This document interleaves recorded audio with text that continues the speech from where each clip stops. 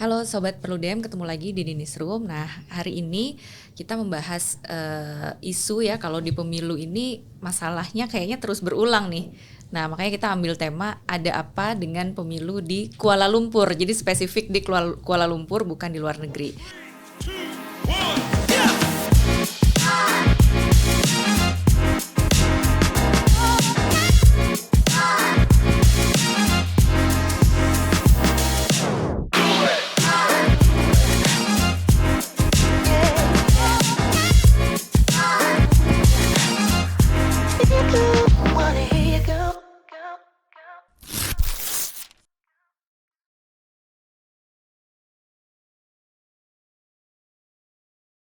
Nah, hari ini saya sudah kedatangan 2 orang bintang tamu yang selalu punya concern di isu pemilu luar negeri, khususnya di Kuala Lumpur. Yang pertama ada Mas Wahyu Susilo, Direktur Eksekutif Migran Care, dan juga ada Mbak Titi Anggra ini.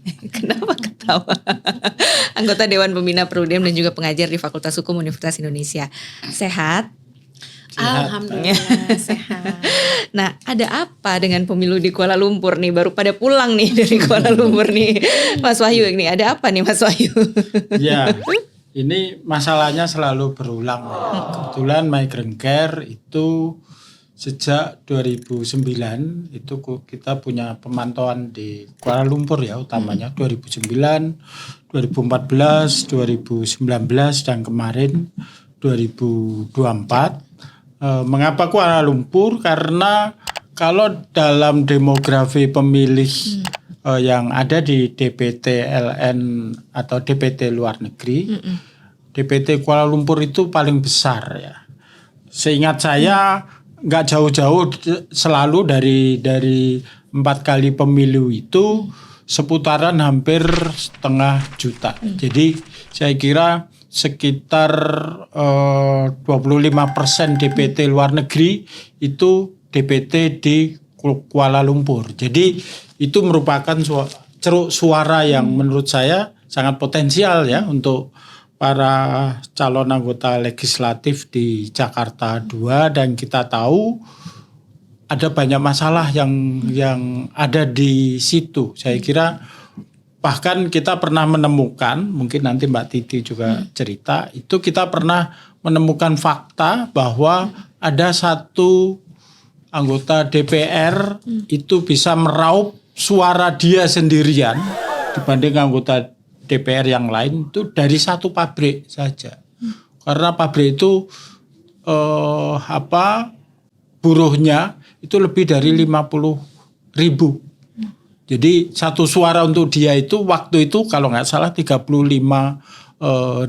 Jadi ini yang menurut saya menjadi concern kita ya, karena metode pemilihan di luar negeri kan beda ya Mbak ya. Jadi kalau di dalam negeri kita hanya mengenal TPS ya, pemungutan suara langsung di bilik suara, kecuali di Papua dan nokenisme. Kalau di luar negeri itu ada 3 metode, yaitu selain metode TPS juga metode kotak suara keliling. Kotak suara keliling ini sebenarnya koreksi dari dulu namanya dropping box.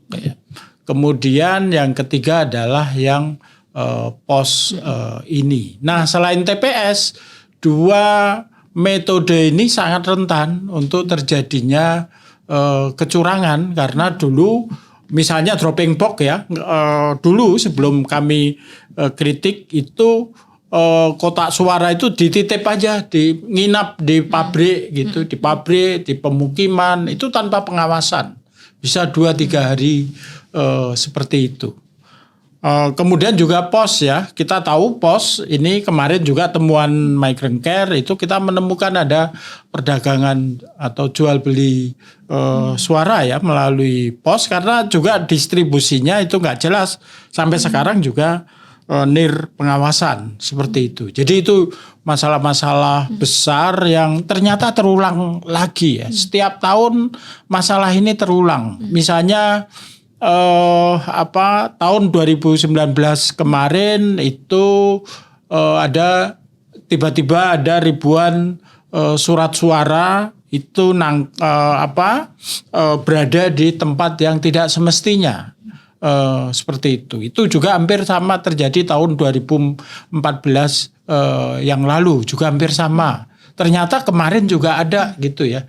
Kemarin sebelum rame-rame ini kan kita juga beberapa teman kami ketika melakukan pemantauan pendahuluan pemungutan suara, mereka menemukan surat suara berserakan di pos-box ya, di kotak pos, di apartemen seperti itu. Kemudian juga ada temuan 1.900 surat suara yang tiba-tiba ada di kantong suara atau ada di karung bertulisan pos Malaysia gitu. Padahal secara resminya atau fatsunnya itu biasa surat itu datang sendiri-sendiri gitu ya. Sebagaimana kita terima surat gitu ya. Itu sih beberapa persoalan, tapi kami melihat kalau di tahun ini itu sebenarnya menjadi bukti bahwa betapa penyelenggara pemilu kita memang sangat tidak peduli untuk penyelenggaraan pemilu Indonesia di luar negeri. Misalnya ya, dengan penyelenggaraan pemungutan suara ulang di Malaysia, menurut saya itu perampokan hak politik pekerja migran kita. Misalnya kita kalau lihat angka-angkanya ya, kan DPT-nya hampir 447.000 sekian gitu ya. Kemudian pada saat pemungutan suara di WTC itu surat suara yang sah itu 62.000. Itu dibatalkan ya kalau nggak salah ya. Posnya juga, terus KSK-nya juga. Kemudian kemarin ada PSU ulang. Alih-alih ada peningkatan partisipasi, yang terjadi adalah hanya sekitar mungkin 19% ya dari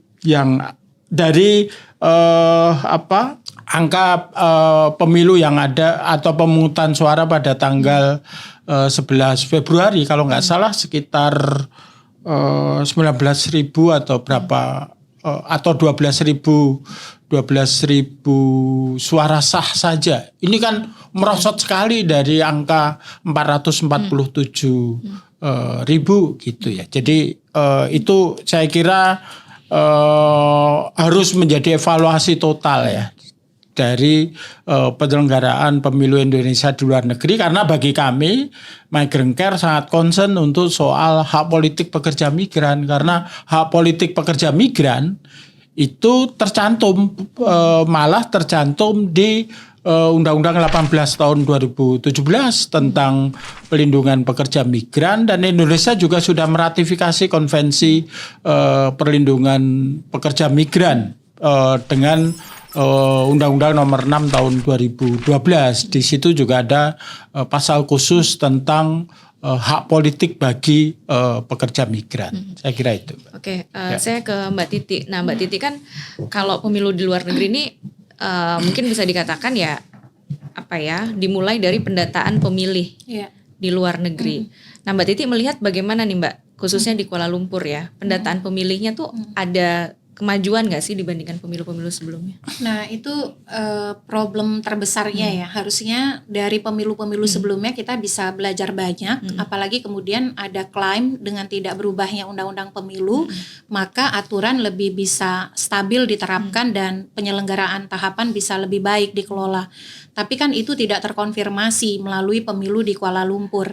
Misalnya pemungutan suara pada 11 Februari harus diulang karena rekomendasi dari Bawaslu ada 2 kali rekomendasi yang pada awalnya hanya menghilangkan pos dan KSK, tapi juga kemudian ditambah dengan PSU untuk yang TPS luar negeri. Jadi dari 3 metode pemberian suara.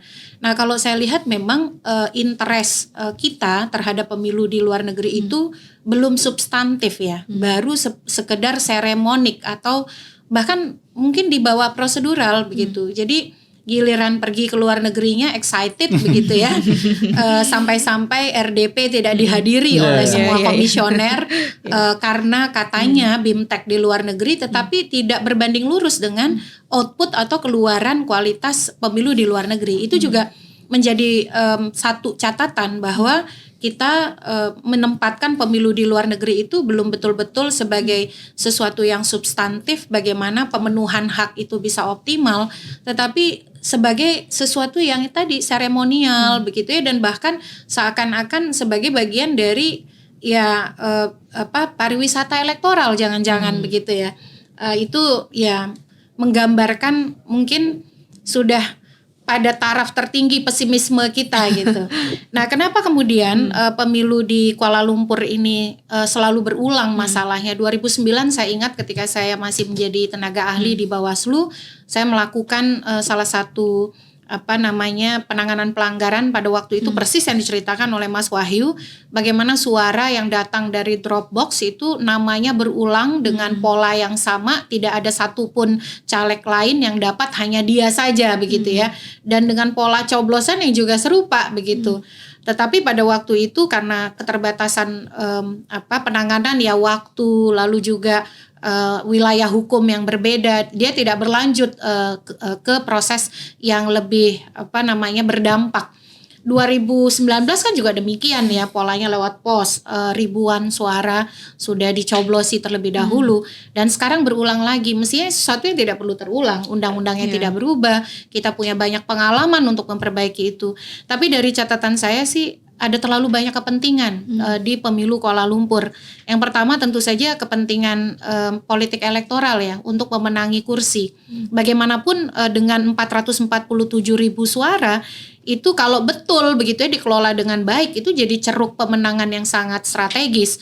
Nah, apalagi dalam hal ini bisa dikatakan mayoritas pemilih kita di sana adalah pekerja migran yang kalau dikelola baik loyalitasnya itu solid begitu ya. Ini kalau dikelola baik begitu, loyalitas pekerja migran itu saya kira mereka akan berkomitmen terhadap pilihan mereka kalau mereka merasa mereka kemudian mampu diwadahi dengan baik. Yang kedua, motif ekonomi ya. Jangan lupa metode pos itu ada uangnya gitu. Jadi kalau ngobrol-ngobrol sama beberapa pihak, kenapa metode pos itu selalu tinggi? Ya karena ternyata biaya logistik untuk pos itu juga angka yang menjanjikan begitu. Nah, yang terakhir itu memang motif transaksional ya. Banyak sekali broker, orang-orang yang mau mentransaksikan suara pemilih atau menjadi pengepul suara pemilih dan ditransaksikan dengan oknum-oknum begitu. Nah, ini yang nampaknya tidak pernah terselesaikan, sehingga pemilu di Kuala Lumpur itu dalam catatan saya menghadapi 5 problem akut. Yang pertama, ada memang harus diakui kesenjangan regulasi. Regulasi kita pendekatannya itu masih Indonesia minded, dalam negeri minded gitu. Paradigma dalam negeri. Sehingga ketika membicarakan soal DPK, daftar pemilih khusus, kita itu mendekatinya dengan pendekatan di Indonesia. Dari pemilu ke pemilu, minimal ketika daftar pemilih khusus diberlakukan, daftar pemilih khusus orang yang tidak terdaftar di DPT dan menggunakan dengan hak pilih dengan paspor itu di Kuala Lumpur itu selalu lebih banyak daripada DPT-nya. Jadi angka DPK, daftar pemilih khusus, jauh lebih tinggi daripada daftar pemilih tetap yang masuk di dalam DPT. Sementara aturan mainnya hanya membolehkan menggunakan hak pilih 1 jam sebelum pemungutan suara berakhir. Sementara kan kalau di Indonesia itu masuk akal. Karena TPS-nya jumlahnya kecil, pemilihnya sedikit. Nah, kalau di luar negeri satu TPS itu ribuan kan. Jadi ini sesuatu yang akhirnya membuat diskresi oleh Bawaslu untuk memajukan penggunaan hak pilih, tapi tidak ditopang oleh aturan. Jadi kalau kita pendekatannya legalistik formal, ini kan menyalahi prosedur. Karena aturan undang-undang itu 1 jam sebelum pemungutan suara berakhir. Tapi tidak mungkin itu diberlakukan karena konteksnya di sana kalau ansih memberlakukan seperti di Indonesia itu bisa rusuh. Yang kedua itu persoalan akurasi DPT. Karena kenapa? Karena sumber DPT itu adalah DPT pemilu terakhir. Sementara di luar negeri karakternya, apalagi pekerja migran, pergerakan orangnya itu sangat tinggi begitu. Harusnya DPT itu basisnya bukan DPT pemilu terakhir, tetapi pengguna hak pilih di pemilu terakhir. Jadi terukur tuh siapa yang menggunakan hak pilih di TPS, siapa yang KSK, siapa yang pos, dan itu yang dimutakhirkan dengan data terbaru, misalnya bekerja sama dengan Kemlu, dengan KBRI, dengan Badan Pengelola Pekerja Migran begitu ya. Nah ini yang tidak dilakukan. Makanya kan kemarin di Malaysia itu dari 493.856 DP4 itu yang dicoklit real oleh PPLN hanya 62.000. Jadi dari ini sisi untuk ulang ya. Kenapa? Yang untuk PSU ya? Bukan. Jadi 62.000 itu yang tercoklit real. Ternyata setelah ditemukan oleh Bawaslu itu hanya 62.000. Itulah yang kemudian menjadi basis, salah satu basis bagi PSU. Walaupun PSU itu sumbernya dari yang pengguna hak pilih 11 Februari, lalu pengguna hak pilih KSK dan pengguna hak pilih POS yang mengembalikan POS gitu. Nah, jadi DPT kita ini memang tidak akurat dan tidak valid karena pemutakhirannya sendiri dan sumber datanya sendiri, hulunya sudah tidak valid begitu. Nah, yang ketiga itu masalah sosialisasi. Jadi ditemukan di lapangan itu sedikit sekali pemilih yang tahu soal bagaimana data pemilih dimutakhirkan, hari pemungutan suara. Problem sosialisasi ini bukan hanya luar negeri sih, dalam negeri juga menjadi persoalan ya. Yang itu menimbulkan banyak persoalan teknis karena pemilih tidak paham, tidak tahu. Yang keempat itu kapasitas. Jadi dari sisi kapasitas saya menemukan KPPS itu tidak mengerti prosedur. Ketika ada pindah memilih surat suara apa yang harus diberikan, lalu yang sudah diatur itu aturan mainnya seperti apa, itu juga karena rekrutmennya yang injury time, BIMTEK yang tidak maksimal gitu. Jadi ada dua pihak lah yang saling berkontribusi, tidak bisa disalahkan sepenuhnya kepada para petugas di lapangan. Dan yang terakhir saya kira problem supervisi ya. Harusnya kalau luar negeri itu dianggap sebagai sesuatu yang serius, maka KPU itu mestinya punya desk khusus luar negeri yang istilahnya dari waktu ke waktu memang fokus tenaga, perhatian, komitmen itu hanya untuk pemilu di luar negeri sehingga tidak ada barrier atau hambatan komunikasi, tidak ada kesenjangan koordinasi, lama mendapatkan keputusan dari KPU RI. Dan ini bukan hanya kepentingan Kuala Lumpur. Tidak akan terjadi kalau supervisinya baik, kasus surat suara dikirim lebih dulu di Taipei. Jadi hal seperti itu menurut saya tadi ya, kita lebih menempatkan pemilu luar negeri itu sebagai vakansi elektoral gitu ya. Mohon maaf ya gitu. Nah mungkin migrant care lebih hati, perasaan, komitmennya lebih besar ke sana, tapi tidak menempatkan itu sebagai sebuah substansi demokrasi yang sesungguhnya. Nah, saya jadi pertanyaannya jadi agak mendasar nih sekarang Mas Wahyu. Jadi sebetulnya kita tuh siap nggak sih kalau mau menyelenggarakan pemilu di luar negeri gitu? Karena ini terus berulang gitu, Mas. Harusnya siap ya karena secara regulasi sejak pemilu awal, sejak pemilu 1955 itu sudah ada perhatian untuk penyelenggaraan pemilu Indonesia di luar negeri. Itu artinya kan dulu para penggagas pemilu Indonesia itu sudah punya concern mengenai hak politik warga negara Indonesia yang ada di luar negeri. Tapi dari waktu ke waktu regulasi itu nggak pernah improve ya, nggak pernah nggak pernah diperbaiki, nggak pernah ditingkatkan kualitasnya seiring dengan jumlah warga negara Indonesia yang di luar negeri makin banyak. Globalisasi, globalisme ekonomi harusnya kan juga menjadi perhatian. Mobilitas orang ke luar negeri kalau dulu itu hanya untuk belajar, dulu itu menjadi diplomat, itu dalam perspektif pemilu 1955. Tapi dalam perkembangannya kan yang terbanyak adalah mereka yang ke luar negeri karena bekerja, juga karena misalnya turisme. Seperti itu. Nah itu nggak pernah direspon oleh kebijakan. Kebijakan hanya merespon soal administratif, soal dia ditempatkan di daerah pemilihan Jakarta 2 karena kantor Kementerian Luar Negeri itu ada di Jakarta Pusat dan Jakarta Selatan. Seperti itu saja, tetapi tidak melihat kepentingan-kepentingan spesifik yang harusnya juga menjadi perhatian ya dari penyelenggara pemilu Indonesia. Saya kira kita juga dulu bareng sama teman-teman Perludem mensupport ya adanya misalnya daerah pemilihan khusus untuk luar negeri, ada reserve seat gitu. Kalau Migrant Care sendiri juga memberi perhatian, kita pernah melakukan komparasi dengan penyelenggaraan pemilu luar negerinya Filipina, itu bagaimana teknis penyelenggaraan mulai dari seperti yang tadi dikatakan oleh Mbak Titi soal pendataan itu harus lebih awal, kemudian soal metode pemilihan dan durasi waktunya gitu. Saya kira berdasarkan pengalaman kita memantau 4 kali pemilu, saya kira pemilu di luar negeri tidak boleh hanya berlangsung sehari ya. Kalau di Filipina atau hari ini mungkin kita baca juga berita pemilu di mana di Rusia ya. Di Rusia hari ini masih ada TPS dibuka di kedutaan Rusia di Indonesia. Mereka buka seminggu. Kalau di Filipina itu TPS buka di kedutaan itu bisa sampai sebulan.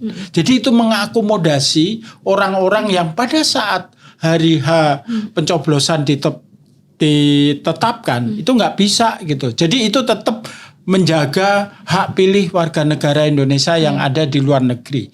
Itu satu opsi yang sebenarnya kita dorong bagaimana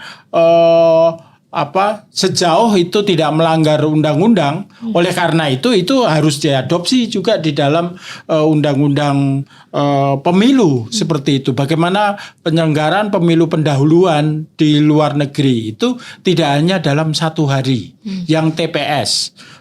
Seperti itu. Kemudian dipersedikit yang pos. Yang pos itu baru boleh kalau by request. Ya. Jadi kalau by request itu kan dalam tanggung jawab yang merequest itu ya. Kemudian juga KSK itu juga harus diperkuat mekanisme pengawasan. Karena saya kira saya tentu membedakan dulu waktu dropping box dengan KSK ya. Tapi yang penting bagaimana KSK itu kualitasnya, kualitas pengawasannya itu juga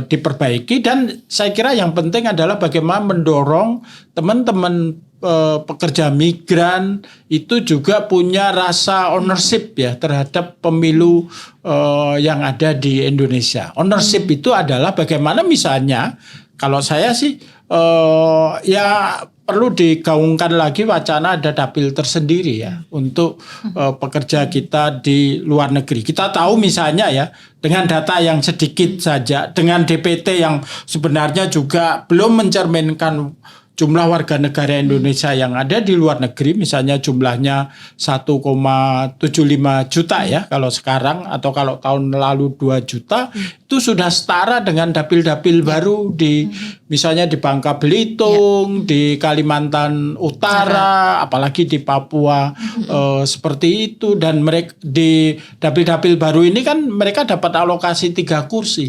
Ini sudah hampir 2 juta sama sekali nggak ada kursi yang merepresentasi mereka. Nah ini yang saya kira harus kita dorong, kita advokasi agar juga pekerja migran kita tidak tertinggalkan di dalam pemilu. Nah, Mbak Titi, sebetulnya pertanyaannya adalah kemana teman-teman Mbak Titi di pengawas pemilunya?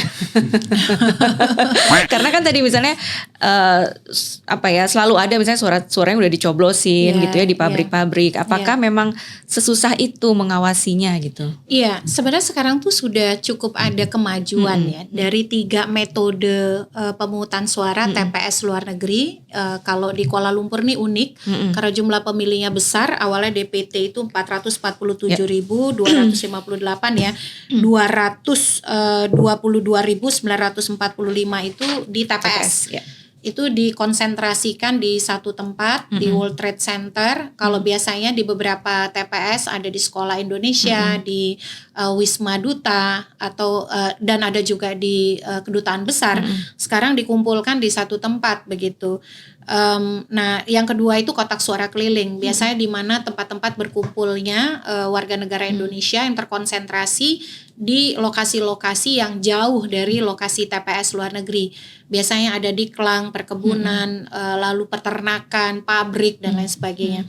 Kemarin waktu PSU ada 120 KSK kotak suara keliling yang diulang. Lalu kemudian ada pos ya. Nah, untuk di Kuala Lumpur ini untuk TPS LN dan KSK itu ada petugas pengawas TPS LN, ada petugas pengawas KSK. Nah, itu relatif sebenarnya ada lebih perbaikan. Justru bisa ada PSU karena rekomendasi dari Panwaslu luar negeri begitu. Tetapi memang kalau dari hulunya sudah bermasalah nih, sudah terlalu karut-marut, mungkin juga sebaik apapun pengawasan tidak bisa menyelesaikan persoalan dengan sempurna ya. Sebut saja misalnya kalau Mbak Ninis cek persidangan kan 7 dipidana PPLN ini jadi terdakwa ya, tersangka dan sekarang sedang disidangkan statusnya terdakwa. Dan itu bagaimana kita melihat cara mereka menyusun DPT seperti mereka berhitung angka-angka di atas kertas tidak ada orangnya. Bukan manusia yang ada orangnya begitu.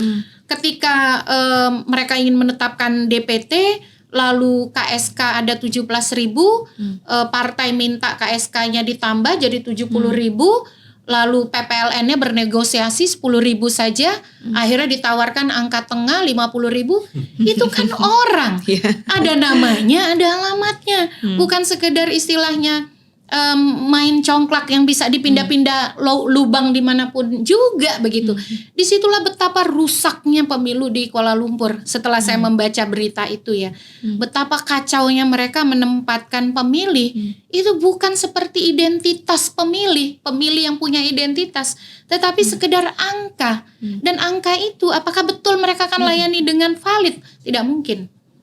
Kok bisa menyebut angka 10.000, menyebut angka 70.000, menyebut angka 50.000? Pertanyaannya kalau segampang itu mereka menyebut angka-angka, segampang itu juga mereka bisa bermain dengan angka-angka itu. Jadi saya kira tadi betul ya persoalan kita adalah karena kita menempatkan pemilu di luar negeri ini business as usual. Sama seperti pemilu di dalam negeri pendekatannya tradisional seperti di dalam negeri, yang terjadi adalah hal-hal seperti itu. Nah, kalau saya tadi Mas Wahyu mengusulkan dapil luar negeri, kalau saya bahkan berpikir kita perlu mungkin ya, ini perlu dikaji, kelembagaan penyelenggara pemilu tidak harus ada di luar negeri. Seperti kita punya 38 KPU provinsi. Kenapa kita tidak punya khusus ya DES atau kemudian Komisi Pemilihan Umum untuk pemilu di luar negeri?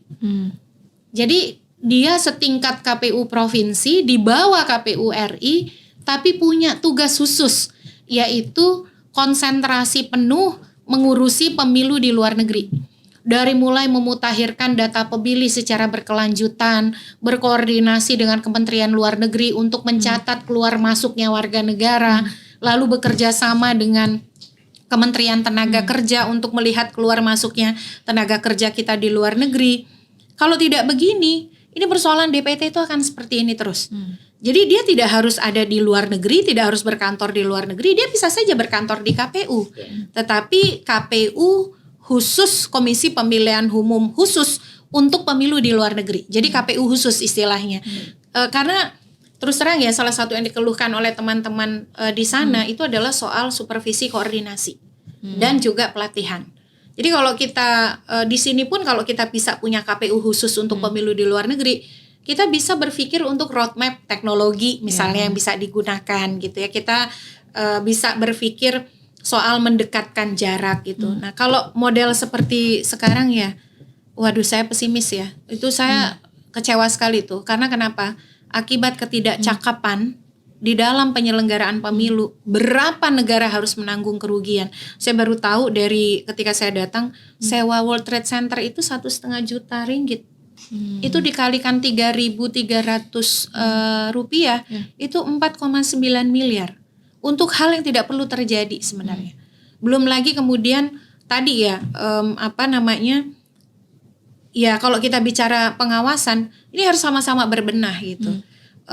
KPU-nya berbenah, Bawaslu-nya berbenah, dan proses penegakan hukum yang ada di pengadilan negeri ini hanya jangan sekedar proses pemidanaan, tapi membongkar tuntas. Bahkan Mas Wahyu, saya setuju kok kalau harus ada hak angket pemilu di luar negeri. Karena memang persoalannya itu berakar begitu ya. Jadi karena selalu berulang, kenapa sih kita alergi sama hak angket? Ini persoalan kita loh, persoalan pemilu luar negeri, anggarannya besar sekali, jumlah pemilihnya besar, tetapi kecurangannya itu komplit gitu. Nah, tadi saya tertarik ini Mbak Titi. Ada intervensi saat menentukan DPT tadi kan, sama partai politik gitu. Serapuh itukah penyelenggara pemilu kita nih dari tekanan-tekanannya partai politik gitu? Kalau membaca dakwaan dan proses persidangan, iya. Itulah ketika kita melampaui demarkasi independensi penyelenggara. Ketika independensi penyelenggara kita rusak, maka rusaklah rentetan-rentetan tahapan yang lain. Jadi kalau baca surat dakwaan itu, bagaimana mereka melihat pemilih hanya sekedar angka-angka, bukan identitas yang punya nama, punya alamat begitu ya, yang harus didekati dengan perlakuan. Kan angka itu bukan sekedar angka, dia orang yang ada jaraknya. Memindahkan misalnya KSK dari 17.000 menjadi 67.000 begitu ya. Itu satu karena penyelenggara pemilu tidak independen. Jadi bukan hanya lobby itu tidak akan bekerja kalau dia kokoh. Kalau penyelenggaranya ini kokoh, partai kan boleh meminta. Tetapi meminta berbasis data, ini tidak ada data sama sekali. Tidak otentik apa yang menjadi dasar keputusan itu. Kalau perlu dia menggugat ambang batas karena tidak rasional dan tidak akademik. Ini nggak ada datanya gitu. Tidak membuat keputusan tanpa data yang otentik. Dan Panwaslu tahu, tapi tidak bisa berbuat apa-apa dalihnya karena tidak dapat salinan DPT. Jadi ini situasi yang betul-betul bagi saya itu ironis dan yang menanggung kerugian yang paling besar siapa ya? Pemilih. Karena kita sebagai pengguna hak pilih juga sebagai pembayar pajak yang menyelenggarakan membiayai pemilu kita gitu. Yang kedua, ya peserta pemilu juga rugi. Berapa biaya yang harus mereka keluarkan? Yang ketiga tentu saja negara begitu. Jadi luar biasa ini. Ya itulah makanya saya selalu bilang ada satu batas yang tidak boleh dilampaui. Apa itu? Jangan rusak independensi penyelenggara pemilu. Ketika itu rusak, ya yang terjadi seperti ini. Nah, Mas Wahyu, sekarang kalau bicara soal antusiasme sebetulnya masyarakat kita ya yang di Kuala Lumpur, seberapa besar sebetulnya? Karena tadi ketika ya mungkin di awal besar, tapi ketika harus diulang merosot sangat jauh gitu. Karena saya memantau pemilu itu sejak 2009 sampai 2024 ini, puncak antusiasme teman-teman pekerja migran saat pemilu bukan hanya di Malaysia, itu pada pemilu 2014, di mana waktu itu setelah masa SBY kemudian ada pertarungan yang menurut saya waktu itu memang sangat head to head ya, seperti itu. Tapi setelah itu merosot sama sekali, bahkan juga di Malaysia seperti yang tadi dibilang oleh Mbak Titi, di Malaysia memang pemilih itu dikuasai sebenarnya juga oleh para broker-broker politik ya. Dan saya memantau dibanding dengan negara yang lain ya, itu rekrutmen caleg untuk dapil Jakarta 2 itu lebih banyak rekrutmen caleg dari yang mewakili luar negeri, biasanya dari Malaysia. Dari Malaysia, dan saya baru karena saya gelisah ya dengan hasil PSU kemarin, ternyata caleg-caleg yang dari Malaysia semua adalah mantan penyelenggara pemilu entah itu PPLN, entah itu Panwas LN. Nah, artinya kan memang dia tahu triknya, tahu apa, dan mungkin juga penyelenggara pemilu sekarang ini juga punya rasa pakewoh ya untuk misalnya menegur caleg-caleg yang dulunya mungkin tempat dia belajar, senior seperti itu. Ini menurut saya juga harus juga menjadi perhatian kita. Tentu harus ada, mungkin bukan hanya untuk caleg Jakarta 2 ya, tapi yang lain pada batasan mana mantan penyelenggara pemilu baik dia pengawas ataupun dia penyelenggara itu bisa menjadi caleg ya, karena mungkin harus ada masa jeda seperti itu, karena kalau enggak pengaruhnya kemudian dia masih punya trik-trik yang mungkin bisa dimainkan. Ini basis dari kegelisahan saya, kemudian saya tracking caleg-caleg yang dikontribusikan oleh Malaysia, yang sebagian besar sebagian besar dari Malaysia, Mbak. Yang dari luar negeri itu. Karena yang lain misalnya saya kenal karena dapil kita memang memantau khusus dapil Jakarta 2 beserta calegnya ya. Itu dapil neraka memang, tapi juga banyak teman-teman pekerja migran, mantan pekerja migran, mantan aktivis pekerja migran itu juga bertarung di situ. Dan ketika saya lihat satu persatu, ternyata yang Malaysia itu yang sebagian besar itu yang mantan penyelenggara pemilu itu. Nah, lalu kalau dari sisi apakah teman-teman di luar negeri ini juga mengalami semacam mobilisasi atau intimidasi gitu nggak dari pemantauannya Migran Care kemarin, Mas? Kalau yang kita lakukan sebenarnya mereka lebih banyak dicurangi atau dihalangi hak pilihnya oleh penyelenggara pemilu ya. Misalnya karena mereka nggak terdaftar di DPT, mereka dihambat gitu ya. Ini sebenarnya selain di Malaysia, yang lebih vulgar kita temukan itu di Hong Kong.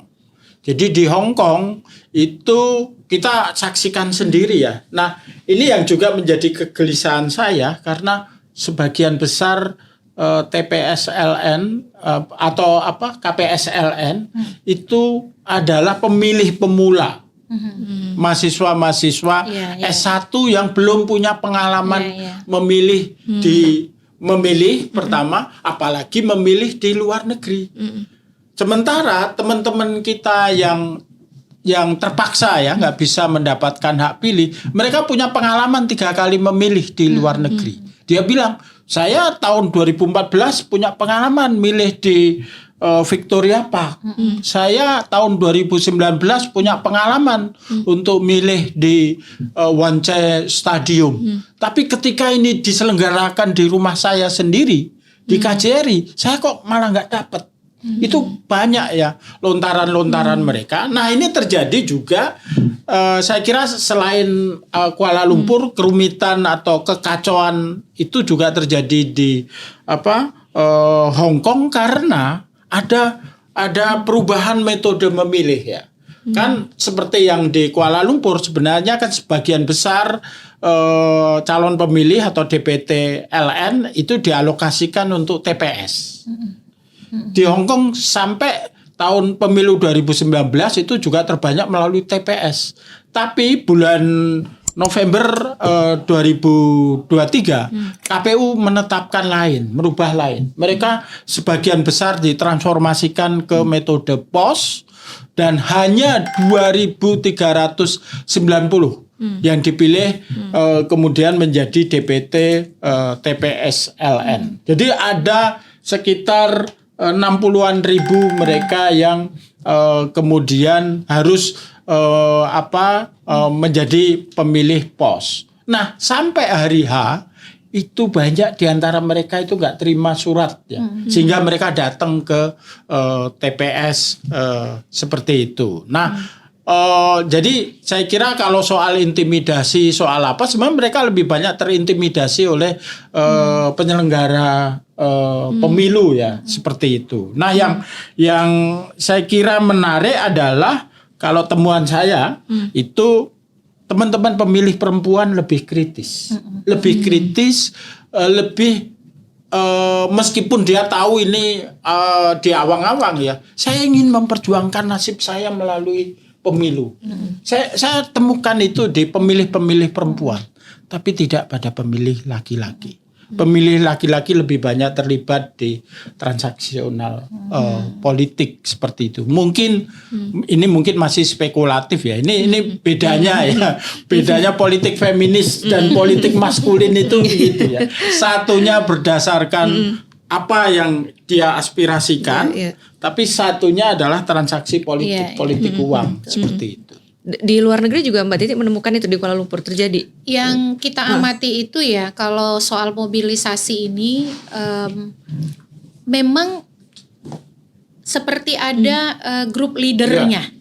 Jadi ada yang memimpin, mengarahkan, bahkan ada satu pemilih yang protes sama saya karena kata dia ada tim pasangan calon yang membantu mendata pemilih, tapi ternyata dia tetap tidak terdaftar di DPT. Jadi ketika datang itu bergerombol, ada yang mengarahkan seperti ya grup leader begitu ya, bus-bus datang berganti-gantian begitu kan, tidak mungkin tidak ada yang mensponsori begitu. Nah, jadi kalau soal mobilisasi sulit dibantah kalau tidak ada mobilisasi. Kalau sekedar dia memberangkatkan supaya pemilih bisa menggunakan hak pilih dan bilik suara adalah rahasia, itu masih bisa ditolerir menurut saya karena memang jarak dan lain sebagainya. Dan di beberapa praktik di luar negeri juga saya menemukan, jadi sifatnya itu dia memberangkatkan pemilih ke TPS, tapi tidak boleh ada aspek misalnya memberi uang transaksional. Nah itu saya nggak tahu apakah mobilisasi ini diikuti dengan pendekatan transaksional. Tetapi kami menemukan, misalnya saya dengan Mbak Trisna itu pemilih yang pegang uang begitu, dapat uang dari para timnya caleg. Apakah caleg mengetahui atau tidak? Ya tidak bisa terkonfirmasi karena Bawaslu pun tidak bisa memproses begitu ya. Dan uangnya itu beragam dari mulai di pagi hari Rp5 naik jadi Rp20. Ini malu nih sebenarnya ya ngomongnya ya. Naik jadi Rp50 ditutup dengan Rp100 begitu. Jadi ketika kita jalan itu ada ya ini uang jalannya ya, ada seorang pemilih yang bilang alhamdulillah dapat rezeki nomplok katanya. Jadi aduh ini gimana ya, untuk sesuatu yang mestinya ketika kita jauh pergi ke negara orang untuk menegakkan hak konstitusional, memang moralitas itu bekerja ya, tapi ternyata tidak begitu. Jadi dia tetap didekati sebagai pasar elektoral dengan berbagai cara tadi, makanya motif politik, motif transaksional, dan yaitu kalau grup leadernya, dan kami melihat begitu ada koordinatornya ketika bagi-bagi uang itu. Berarti kan kalau menyebut pemilu kecurangan terstruktur sistematis jelas di situ ada gitu ya. Karut-marutnya itu lengkap begitu. Jadi dan yang malunya ini di negeri orang. Gimana gitu. Jadi ya ini memang makanya menurut saya, dan ini muasalnya semua di akurasi DPT. Kalau DPT-nya benar, DPT-nya valid, sistem pendataannya baik, sistem perekamannya baik. Perekaman begini Mas Wahyu, masa sih di luar negeri kita nggak bisa sediakan alat yang meng-cross check misalnya orang sudah gunakan hak pilih atau belum, pendataan itu bisa dilakukan, tidak usah jauh-jauh. Saya kira kita investasi sajalah dengan sistem teknologi di HP ya. Jadi ketika orang datang menggunakan hak pilih, dia di-record, dan ketika dia datang menggunakan hak pilih di tempat lain, dia ter-record lagi. Itu tidak akan mengulangi PSU itu. Kenapa hanya 62.127? Dari mana angka ini berasal? Klaimnya ini adalah pengguna hak pilih di TPS luar negeri pada 11 Februari, ditambah pengguna hak pilih kotak suara keliling, ditambah pos yang kembali.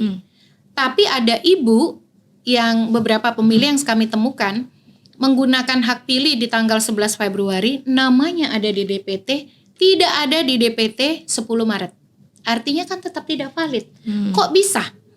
alasannya ya tidak isi daftar hadir. Aduh gimana sih ini? Jadi ya memang ya karut marut ini bermula dari akurasi DPT. Dari DPT, dan DPT ini tidak akurat bermula dari apa? Dari emang nggak serius ngurusinnya. Nah tadi kita sampai di updating daftar pemilih yang selalu bermasalah gitu ya, tidak akurat ya, itu yang kemudian menyebabkan ya akhirnya banyak yang di hari hanya tuh banyak tadi tuh membludak dan lain sebagainya. Nah sebetulnya intinya tuh di mana gitu loh, harus dari mana sih sebetulnya pemutakhiran daftar pemilih di luar negeri ini, sumber datanya kah gitu ya, atau pekerja migran yang nggak melaporkannya kah gitu, atau gimana Mas? Saya 2 tahun yang lalu sudah diundang sebenarnya untuk konsolidasi data warga negara Indonesia yang ada di luar negeri ya. Kan sebenarnya banyak sumber ya. Banyak sumber misalnya dari Kemenlu, dari Kemenaker, dari BP2MI dan imigrasi seperti itu. Nah kelemahannya adalah keempat ini saling ego sektoral, nggak pernah mau berbagi data ya. Yang kedua adalah dalam soal data warga negara Indonesia di luar negeri, memang kita belum punya satu data migrasi internasional. Jadi gapnya tinggi sekali. Kalau referensinya Bank Dunia, warga negara Indonesia yang ada di luar negeri 9 juta. Kalau referensinya BP2MI 4,2 juta. Kalau referensinya Bank Indonesia berdasarkan penerimaan data remitensi itu 3,9 juta. Nah itu kan sebenarnya perlu langkah konsolidasi ini. Saya nggak pernah lihat KPU turut serta aktif di dalam upaya ini. Yang aktif malahan Kemenlu. Padahal waktu itu Kemenlu bilang ini yang akan kita kontribusikan untuk KPU. Tapi KPU nggak pernah melakukan ini gitu ya. Nggak pernah melakukan ini baik di dalam negeri dengan para pengampu data mobilitas, dan di luar negeri dengan misalnya KBRI atau juga dengan organ-organ masyarakat Indonesia yang ada di sana. Itu nggak pernah dilakukan oleh KPU. KPU hanya terima utuh data aja, terus ya sampling aja mungkin kalau dia menentukan DPT LN. Sehingga saya heran sebenarnya ketika KPU itu menetapkan DPT itu hanya 1,75 juta. Alasannya adalah pandemi. Kalau alasannya pandemi, itu warga negara kita yang pulang memang di antara tahun, kalau kita pakai pakai perkiraan gitu ya, itu memang tapi 250 memang pulang. Tapi itu di antara tahun 2000 sampai 2022. Tapi ketika keran penempatan pekerja migran kita dibuka, itu membludak. Sampai ke luar negeri juga membludak. Kemudian juga kita tahu juga misalnya beasiswa kan waktu itu juga tutup kan. Tapi 2022 itu juga meningkat. Jadi tidak masuk akal dengan alasan COVID-19. Kemudian ada penurunan pemilih Indonesia di luar negeri seperti itu. Nah, Mbak Titi, biasanya KPU kalau terkait dengan daftar pemilih itu biasanya mengatakan kami ini cuman penerima data. Kalau di dalam negeri ya apa yang dikasih sama Kemendagri, yang di pemilih luar negeri apa yang dikasih sama Kementerian Luar Negeri. Nah, KPU itu sebenarnya bisa lebih aktif nggak sih gitu? Ya kan ada tugas dan perintah sinkronisasi dan coklit. Problemnya kan kemarin yang dilakukan coklit hanya 62.000. Saya juga mendengar konon ada orang yang mencoklit tapi lokasinya tidak di Kuala Lumpur. Lalu ada juga rumor kan pemecatan PPLN karena problem soal akuntabilitas coklit. Jadi persoalannya itu ternyata bukan hanya soal waktu yang singkat, tetapi juga integritas petugas gitu. Jadi kalau sudah begini ya jangan main-main. Harusnya menurut saya ya, tadi persiapan itu harus punya tim khusus yang memang day to day dan responsif untuk itu. Yang kedua itu adalah merekrut jangan berbasis politik kekerabatan, apakah kekerabatan ormas, kekerabatan partisan.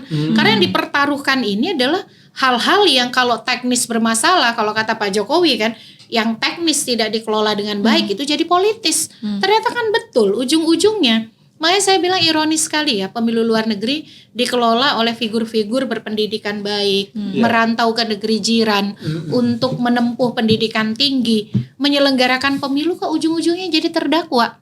Kan ironis itu. Nah ini yang saya kira persoalannya adalah satu, regulasi memang ada problem. Seharusnya DP4, daftar penduduk pemilih potensial, itu bukan hanya dari pemilu sebelumnya, DPT pemilu sebelumnya, kan di undang-undang sudah disebutkan DPT yang dimutakhirkan. Tapi setahu saya DPT luar negeri itu tidak berkelanjutan pemutakhirannya. Nah itu berarti menjadi catatan. Yang kedua, harusnya record atau rekaman pengguna hak pilih dari pemilu sebelumnya itu dimutakhirkan tanpa harus menunggu pemilu berlangsung gitu, database-nya. Nah termasuk juga koordinasi dengan instansi yang tadi sudah disebut oleh Mas Wahyu, BP2MI, Kemenaker, Kemlu begitu, atau bahkan mungkin penyedia jasa tenaga kerja untuk melihat siapa saja yang mereka lakukan pengiriman tenaga kerja ke luar negeri kan. Kalau KPU misalnya betul-betul menjadikan ini isu utama, pasti ini akan dikerjakan secara berkesinambungan, termasuk juga rekrutmen petugas. Jadi kalau memang ada anggarannya, ada dananya, jangan main-main. Kok bisa ada orang memutakhirkan data pemilih hanya by phone, tidak ada di Kuala Lumpur tuh kok bisa begitu. Nah itu kan koruptif, tindakan koruptif. Kalau menurut saya tidak boleh kita menolerir hal-hal ini sebagai hanya kesalahan administrasi. Hal-hal ketidakcakapan dan ketidakbecusan administrasi yang disengaja, itu adalah korupsi loh. Karena merugikan keuangan negara begitu. Makanya saya menganggap bahwa bahkan sangat relevan ada hak angket hanya untuk urusan persoalan pemilu di Kuala Lumpur kalau kita serius ingin membenahi pemilu kita. Apalagi kan kita katanya akan memperbaiki undang-undang pemilu menjadi salah satu prioritas legislasi setelah terpilihnya anggota DPR 2024 dan presiden hasil 2024. Dan kalau memang itu menjadi agenda utama, kenapa sih alergi sekali dengan hak angket? Hak angket itu kan adalah bagaimana melakukan penyelidikan terhadap pelaksanaan undang-undang pemilu. Pemilu di Kuala Lumpur ini, kalau saya sebut dengan kawan dari Kompas gitu ya, nyebut nama nih. Ini seperti kue lapis masalah. Masalah yang satu dilapis oleh masalah yang lain, terus bertumpuk, lapisannya sangat banyak begitu. Nah, ini atau kalau tidak mau disebut sebagai kue lapis masalah, tumpengan masalah. Segala menu masalah ada begitu. Nah, terakhir nih tadi Mbak Titi menyebutkan ini Mas, ada agenda utama memperbaiki undang-undang pemilu. Nah, apa yang perlu diperbaiki khusus pemilu di luar negeri? Ya, saya kira idealnya memang ada undang-undang tersendiri tentang penyelenggaraan pemilu Indonesia di luar negeri ya.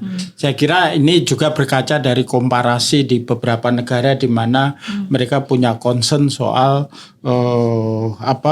warga negara yang banyak di luar negeri. Misalnya ambil contoh di Filipina. Filipina itu punya absentee vote law ya, act atau law seperti itu. Atau kalau tidak itu harus ada pasal-pasal yang spesifik dan signifikan mengenai penyelenggaraan pemilu di luar negeri, bukan hanya badan ad hoc ya, tetapi komisi yang permanen. Saya setuju dengan apa yang dibilang oleh Mbak Titi tadi, harus ada komisi yang permanen sehingga penyelenggaraan pemilu Indonesia di luar negeri bukan hanya saja menggugurkan kewajiban saja asal terselenggara seperti itu, tapi memang benar-benar berkualitas. Karena kalau kita kita berkaca pada yang selama ini slogan dipakai oleh KPU, satu suara bermakna, tapi kalau lihat realitas sekarang itu jutaan suara di luar negeri tidak dimaknakan oleh penyelenggara pemilu kita gitu. Mbak Titi, kira-kira rekomendasi apa nih Mbak luar negeri? Selain tadi yang sudah disebut ya soal dapil luar negeri, itu harus kita suarakan lagi. Karena MK sudah memberi lampu hijau bahwa dapil luar negeri itu adalah kebijakan pembentuk undang-undang. Kebijakan hukum pembentuk undang-undang atau legal policy dari pembentuk undang-undang. Mau ada atau tidak kata MK sama-sama konstitusional. Artinya ada dapil luar negeri itu konstitusional gitu. Nah, selama ini jangan-jangan ini menjadi sebegitu banal dan brutalnya begitu ya. Karena luar negeri itu dianggap sebagai upaya untuk menggenapkan jumlah pemilih di luar negeri, di dalam negeri gitu, di dapil Jakarta 2. Coba kalau dihususkan, mungkin transaksi program berbasis ide gagasan, bukan transaksi uang yang akan terjadi. Karena mereka merasa perjuangannya real soal aspirasi warga negara Indonesia di luar negeri gitu. Nah, sekarang itu ya saya kira kepentingan menjadi sangat pragmatis ya, karena tidak jelas juga wakilnya gitu. Nah, ada yang datang disebut oleh teman-teman di luar negeri datangnya kalau lagi mau pemilu aja. Nah, tapi kalau mereka menjadi konstituensi khusus, relasi representasinya kan lebih kokoh ya, saya kira. Selain dari itu ya persoalan tadi banyak ya teknis, pemungutan suara lebih awal atau kemudian early voting itu ataupun absentee voting ya yang bisa lewat pos, lewat ini itu harus diatur dengan lebih memadai dan rambu-rambunya tuh harus jelas gitu, termasuk yang namanya absentee voting itu kalau pos kan memang dia durasinya lama tuh. Jangan ditentukan oleh PPLN. Kok PPLN yang nentuin mana yang lewat pos, mana yang TPSLN, kan aneh. Apalagi KSK nentukan nambah angka-angka di atas kertas. Padahal realisasinya kan ada di lapangan. Jadi soal penggunaan hak pilih di TPS luar negeri, menurut saya setuju dengan Mas Wahyu tadi. Itu harus diberikan dalam jangka waktu yang cukup panjang. Jadi apakah minimal misalnya 7 hari ya, 1 minggu mereka bisa memilih waktu di hari kerja atau di hari libur, itu lebih visible. Kita bisa kurangi yang lain, perbanyak, misalnya kita bisa kurangi KSK, kita bisa kurangi pos by request. Jadi keaktifan langsung warga yang ada di luar yang meminta, lalu kemudian perpanjang durasi pemberian suara di TPS itu. Jadi itu yang menurut saya perlu kita lakukan serius ya. Jadi bukan hanya pemilu luar negeri itu momen untuk turisme elektoral atau vakansi elektoral ya. Jangan karena hanya mau merasakan salju gitu ya. Di Kuala Lumpur kan nggak ada saljunya. Ya, tapi kan per diemnya lumayan. Mohon maaf ya. Ya saya yakin motivasi kita semua tidak ke situ, penyelenggara pemilu tidak ke situ, tapi bisa dibaca secara salah kalau kemudian persoalan yang sudah lama terjadi berulang terus begitu. Harusnya pemilu luar negeri itu naik kelas. Karena bukan hanya karena kita berinvestasi besar untuk demokrasi kita, tapi ini kan komitmen negara. Jadi kalau kemudian negara asal-asalan sama saja dengan negara mengabaikan warga negaranya, padahal dimanapun warga negara berada, negara harus hadir melindungi. Oke, baik, terima kasih banyak Mbak Titi, Mas Wahyu, teman-teman semua, terima kasih banyak sudah menyimak episode kali ini. Dan saya yakin apa yang kita diskusikan hari ini seharusnya bisa menjadikan masukan ya. Tadi ada momentum kita mau perbaikan pemilu kita secara menyeluruh, dan salah satu aspek yang tidak boleh dilupakan adalah penyelenggaraan pemilu di luar negeri. Sekali lagi terima kasih banyak sudah menyimak Ninis Room hari ini. Kita jumpa lagi di episode berikutnya. Sampai jumpa.